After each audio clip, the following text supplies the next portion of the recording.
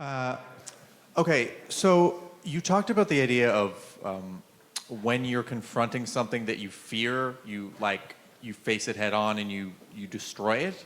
But then you said that the idea is when you're confronting something, you make the world out of it. And I was wondering if you could just, generally expound on what that means. You make your marriage out of the arguments. Okay.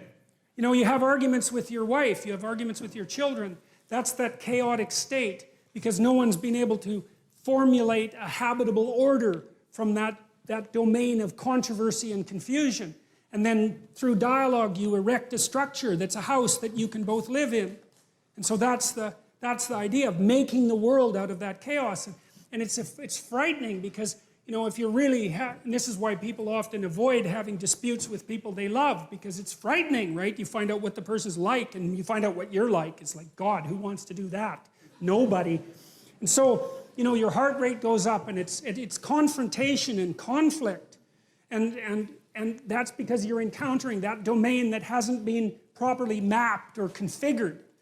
And so, and you're doing that with your predator detection systems, essentially.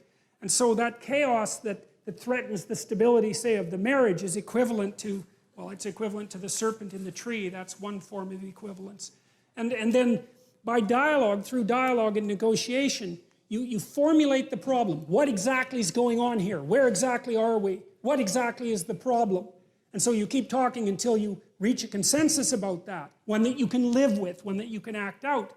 Right? And then maybe you come up with a solution to the problem and you've established peace again. And peace, that's the house that you can both live in.